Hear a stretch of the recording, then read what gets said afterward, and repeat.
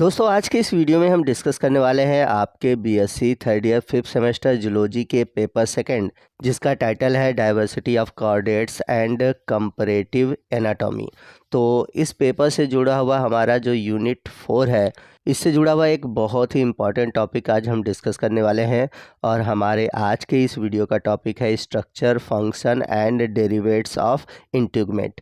यानी कि हम आज के इस वीडियो में इंटीग्यूमेंट के बारे में जानेंगे, साथ ही साथ जानेंगे इंटीग्यूमेंट से जुड़े हुए कौन कौन से पार्ट हैं, उनके कौन कौन से फंक्शन हैं, इंटीग्यूमेंट के जो भी पार्ट है उनके कैसे स्ट्रक्चर है, और इंटीग्यूमेंट्स के कौन कौन से डेरिवेट्स हैं, उनके क्या क्या फंक्शन है। यानी कि इंटीग्यूमेंट से जुड़ा हुआ जितना भी टॉपिक आपके सिलेबस में इंक्लूड है, सभी टॉपिक को हम डिटेल से डिस्कस करेंगे। तो टॉपिक बहुत ही इंपॉर्टेंट है एग्ज़ाम के पॉइंट ऑफ व्यू से भी। तो आइए वीडियो की शुरुआत करते हैं। तो यहाँ पर आपको बता दें कि इंटीग्यूमेंट्री सिस्टम के अंतर्गत हम स्किन के बारे में पढ़ते हैं। तो यहाँ पर आप देख सकते हैं लिखा हुआ है the integument commonly known as the skin, it is the outermost covering of an organism body. तो इंटीग्यूमेंट होता क्या है, किसी भी ऑर्गेनिज्म का जो सबसे बाहरी कवरिंग होता है वही होता है integument. The integument system refers to the external covering of the body, primarily responsible for protection, sensation and maintaining homeostasis. तो एक तरह से इंटीग्यूमेंट क्या है, जैसा कि मैंने बताया ये एक्सटर्नल कवरिंग है। अब इससे फ़ायदा क्या है, यह मुख्य रूप से हमारी सुरक्षा करता है, संवेदनाओं को ग्रहण करता है, और जो हमारी होम्योस्टैसिस है यानी कि हमारे जो बैलेंस है उसको बनाए रखता है, उसके लिए जिम्मेदार होता है। अब इस इंटीग्यूमेंट के अंतर्गत आता क्या है, it includes structure like skin, hair, nail and associated gland.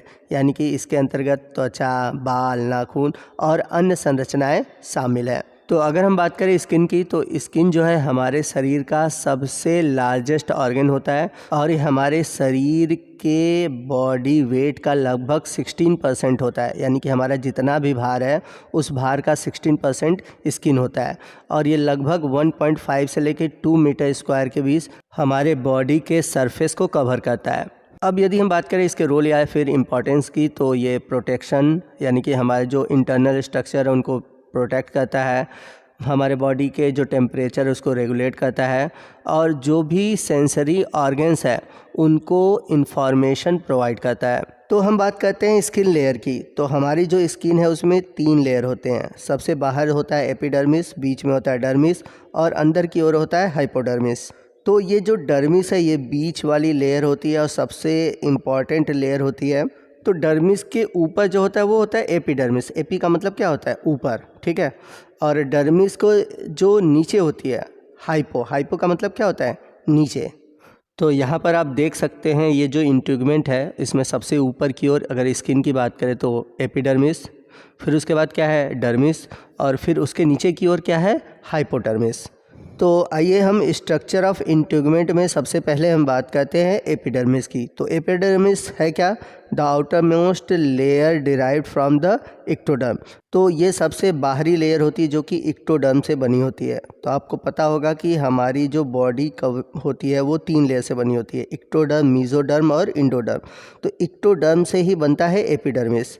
आपको बता दें कि ये जो एपिडर्मिस है ये एपिथेलियल सेल से बना हुआ है, और बहुत सारे जो टेरेस्ट्रियल वर्टिब्रेट है उनमें ये केराटिनाइज सेल से बना होता है। और आपको बता दें कि एपिडर्मिस वाले भाग में कुछ विशेष संरचनाएं होती हैं, जैसे कि स्केल, फीदर, हेयर और ग्लैंड, यानी कि सल्क, पंख और कुछ ग्रंथियाँ होती हैं। अब एपिडर्मिस के बाद नेक्स्ट हम बात करते हैं डर्मिस की। तो जो एपिडर्मिस है, एपिडर्मिस के जस्ट नीचे आपको मिलेगा डर्मिस, और ये जो डर्मिस लेयर है ये बनी होती है मीजोडर्मिस लेयर से। और आपको बता दें कि इस भाग में आपको बहुत सारे connective tissue, blood vessels, nerves और सेंसरी ऑर्गन्स देखने को मिलते हैं। अब यहाँ पर आपको बता दें कि डर्मिस में 2 लेयर होती हैं, पहली है पेपिलरी लेयर और दूसरा है रेटिकुलर लेयर। तो जो पेपिलरी लेयर होती है उसमें कैपिलरीज पाई जाती हैं, नर्व इंडिंग पाई जाती है और डर्मल पेपिली होती है। तो ये जो डर्मल पेपिली होती है फिंगर लाइक प्रोजेक्शन होती है जो कि एपिडर्मिस के साथ इसको क्या करती है, इंटरलॉक करती है। तो यहाँ पर इमेज में आप देख सकते हैं डर्मिस है, डर्मिस के 2 लेयर है, एक है पेपिलरी लेयर और दूसरा है रेटिकुलर लेयर। तो आप देखेंगे जो पेपिलरी लेयर है यहाँ पर आपको जो फिंगर लाइक प्रोजेक्शन दिखाई दे रहा है जिसे हम डर्मल पैपिलरी कह रहे हैं, जो कि करता क्या है कि जो एपिडर्मिस वाली लेयर है उसी के साथ उसको जोड़ने का काम करती है। वहीं अगर हम बात करें रेटिकुलर लेयर की, तो इसमें कोलेजिन और इलास्टिन फाइबर होते हैं जो कि डेंसली क्या होते हैं, पैक्ड होते हैं। कहने का मतलब ये है कि दोनों में ही कैपिलरी होते हैं, लेकिन पेपलरी में क्या होता है, लूजली पैक्ड होते हैं, बट रेटिकुलर में क्या होता है, इसमें डेंसली या कह सकते हैं टाइटली पैक्ड होते हैं। इसके अलावा जो ब्लड वेसल्स हैं, हेयर फॉलिकल है, स्वीट ग्लैंड है और सिबेसियस ग्लैंड है, वो आप सभी को इसी रेटिकुलर लेयर में ही देखने को मिलेंगे। अब यदि हम बात करें डर्मिस लेयर के फंक्शन की, तो ये एक तरह से स्ट्रक्चरल सपोर्ट प्रोवाइड करता है। साथ ही साथ जो एपिडर्मिस लेयर है उसको नरिशमेंट प्रोवाइड करता है, थर्मो रेगुलेशन का काम करता है, यानी कि बॉडी का टेम्परेचर मेंटेन करता है, और जो सेंसरी इनपुट है वो भी प्रोवाइड करता है। तो थर्मो रेगुलेशन का काम कैसे होता है, क्योंकि यहीं से हेयर फॉलिकल निकले हुए हैं जो कि रेगुलेट करते हैं बॉडी टेम्परेचर को। उसके अलावा यहीं पर जो नर्व सेल है वो भी पाए जा रहे हैं जो कि सेंसरी इनपुट को कंट्रोल करते हैं। बात करते हैं तीसरे लेयर की, जो कि हाइपोडर्मिस है, जिसे सब क्यूटेनियस टिश्यू भी कहते हैं। तो आप देख सकते हैं डर्मिस के नीचे की ओर आपको हाइपोडर्मिस वाली लेयर दिखाई देगी। तो इस लेयर में आपको नर्व फाइबर, ब्लड वेसल्स और साथ ही साथ फैट जमा हुआ दिखाई देगा। तो आइए देखते हैं। A layer of loose connective tissue, इसमें कनेक्टिव टिश्यू लूजली कंपैक्ट होते हैं, and fat beneath the dermis, और डर्मिस लेयर के नीचे आपको क्या मिलेगा, फैट देखने को मिलेगा। अब इनका काम क्या है, तो ये एक तरह से क्या कहते हैं, इंसुलेशन का काम करते हैं। इंसुलेशन का मतलब क्या होता है कि जैसे शरीर के अंदर जो गर्मी है उसको बाहर नहीं जाने देते। तो अगर फैट डिपॉजिट होता है तो उसका बेनिफिट क्या है, क्योंकि जो ठंडी है, ठंडी में हमारे शरीर के अंदर जो टेम्परेचर है गर्मी बनाए रखते हैं।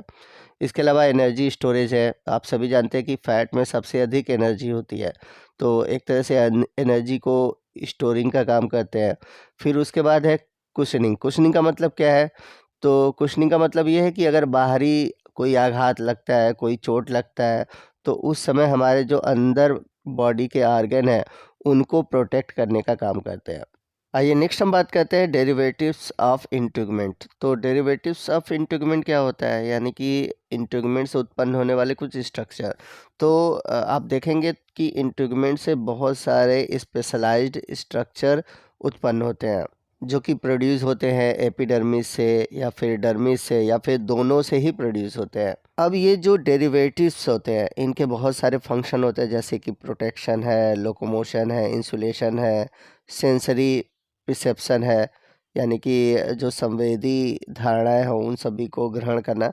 तो आइए बात करते हैं कि कौन कौन से डेरिवेटिव इंटीग्यूमेंट है। तो सबसे पहले एपिडर्मल डेरिवेट्स को देखते हैं, यानी कि जो एपिडर्मिस लेयर है उसमें कौन कौन से डेरिवेटिव्स निकलते हैं।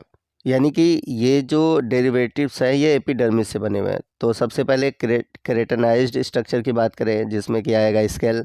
और स्केल आपको रेप्टाइल्स, बर्ड और मैमल्स में देखने को मिलता है। तो ये एक प्रोटेक्टिव स्ट्रक्चर है जो कि केराटिन नामक प्रोटीन से बना होता है। तो बात करें अगर हम एग्जांपल की, तो स्नेक के जो स्केल होते हैं, बर्ड लेग स्केल होते हैं और पेंगुलिन स्केल होते हैं, ये सभी क्या है, केराटिन के बने होते हैं। इसके बाद दूसरा है हेयर या फिर फर। तो ये फिलामेंटस स्ट्रक्चर होता है जो कि ये भी केराटिन का बना होता है। इसका काम होता है इंसुलेशन का, सेंसरी डिटेक्शन और कैमोफ्लेज का। थर्ड केराटिनाइज स्ट्रक्चर है फीदर, यानी कि पंख, जो कि आपको रेप्टिलियन स्केल से डेवलप होता हुआ दिखेगा। मतलब इसका इवोल्यूशन जो हुआ है रेप्टिलियन स्केल से हुआ है, जो कि आपको बर्ड में देखने को मिलता है, जो कि उड़ने में सहायता करता है और साथ ही साथ इंसुलेशन का भी काम करता है। इसके अलावा जो नेल है, क्ला है, हुप्स है, ये भी एपिडर्मिस के बने हुए डेरिवेटिव्स होते हैं जो कि केराटिन के बने होते हैं। इसके अलावा जो हॉर्न है, यानी कि जो सींग है, और पक्षियों के जो बीक है यानी कि जो चोंच है, ये सभी केराटिन के बने होते हैं। अब बात करते हैं हम डर्मल डेरिवेट्स के, यानी कि ऐसे स्ट्रक्चर जो कि डर्मिस वाले लेयर से बनते हैं। जैसे स्केल है, तो फिश के जो स्केल होते हैं और जो बोनी स्केल होते हैं, जैसे कि प्लेकॉइड, गनाइड, साइक्लॉइड, ठीक है, ये सभी किसके बने हो, ये सभी डर्मल डेरिवेट्स हैं। फिर उसके बाद डर्मल बोन, जो कि रेप्टिलियन और मैमल में देखने को मिलता है। जैसे कि अगर हम बात करें जो कछुए हैं, कछुए के ऊपर की जो कवरिंग है, या फिर जो क्रोकोडाइल है, क्रोकोडाइल के ऊपर का जो बोनी प्लेट है, तो ये सभी क्या है, ये सभी डर्मल डेरिवेट्स हैं।